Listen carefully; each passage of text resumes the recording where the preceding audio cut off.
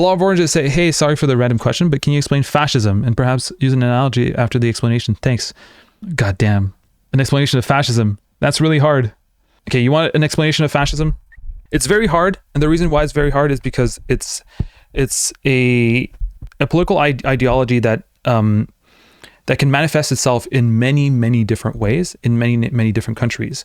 Because fascism is a lot about it includes one of its pillars is nationalism, and because they're so nationalistic, it will depend how the fascism expresses itself depending on the nationalism that it defends.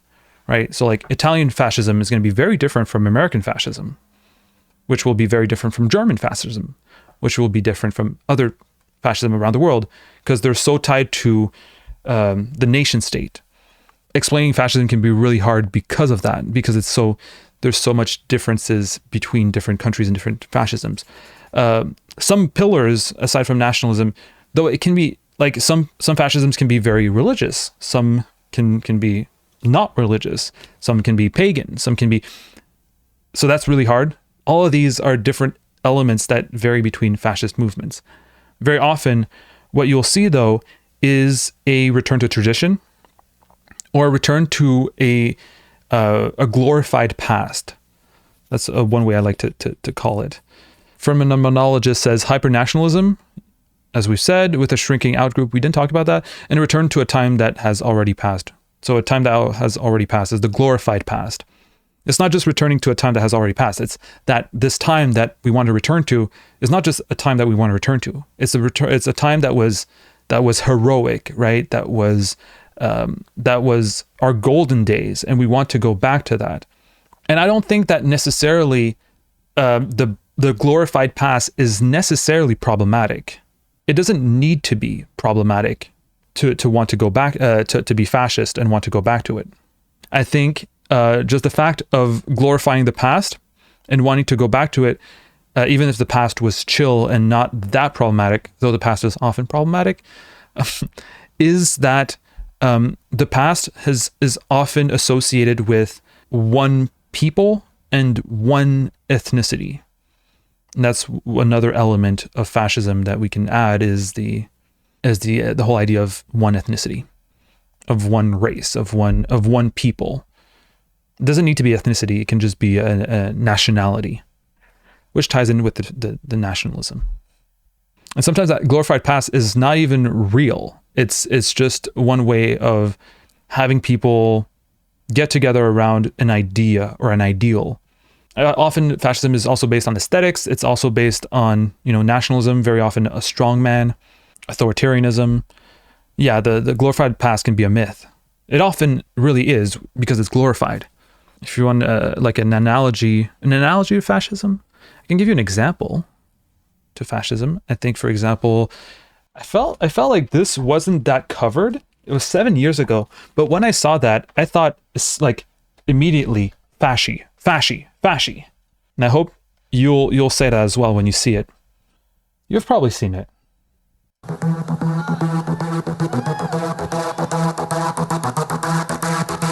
Cowardice. Are you serious?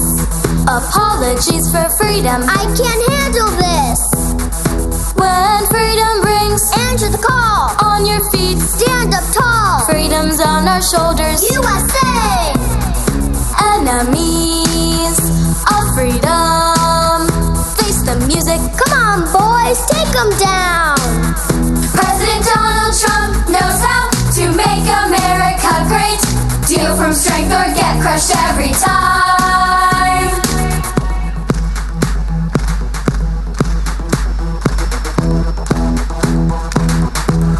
I wonder what happened to the fourth little girl. Yeah, this is really fucking bad.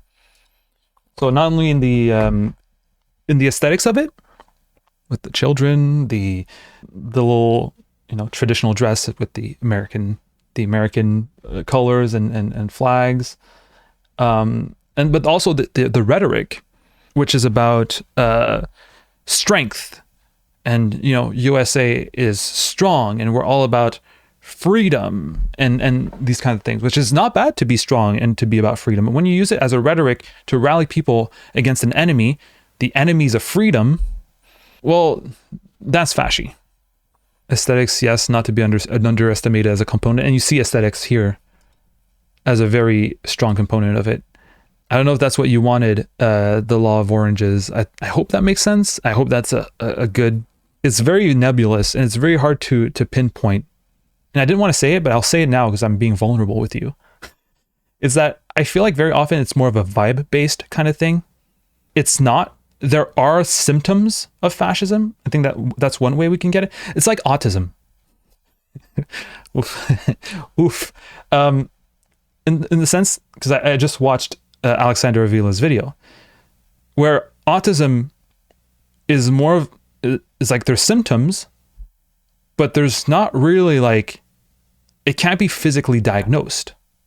It's symptoms. Like diagnosing autism seems more like a vibe-based thing from psychiatrist, at least from the video that I saw, than it is like an actual physical and I feel like with fascism, it's kind of like that. I could be proven wrong. I could be argued wrong.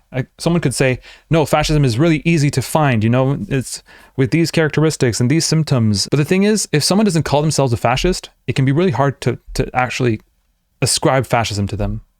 It's like a vibe thing, just like autism, I guess.